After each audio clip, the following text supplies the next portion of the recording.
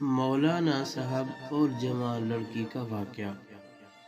ایک بار ایک لڑکی نے مولانا صاحب سے کہا، ایک بات پوچھوں؟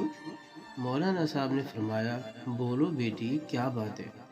لڑکی نے کہا، ہمارے سماج میں لڑکوں کو ہر طرح کی آزادی ہوتی ہے، وہ کچھ بھی کریں، کہیں بھی جائیں، اس پر کوئی خاص روک ٹوک نہیں ہوتی۔ اس کے برعکس لڑکیوں کو بات بات پر روکا جاتا ہے، یہ مت کرو، یہاں مت جاؤ، گھر جلدی آ جاؤ۔ یہ سن کر مولانا صاحب مسکرائے اور فرمایا، بیٹی، آپ نے کبھی لوہے کی دکان کے باہر لوہے کے گودام میں لوہے کی چیزیں پڑی دیکھی ہیں؟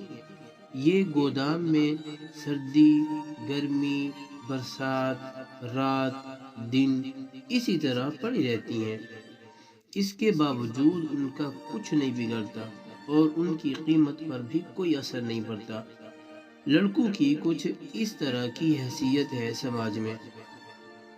اب آپ چلو ایک سونار کی دکان میں، ایک بڑی تجوری، اس میں ایک چھوٹی تجوری، اس میں رکھی چھوٹی سندر سی ڈبی میں ریشم پر نزاکت سے رکھا چمکتا ہیرا، کیونکہ جوہری جانتا ہے کہ اگر ہیرے میں ذرا بھی خراش آ گئی تو اس کی کوئی قیمت نہیں رہے گی۔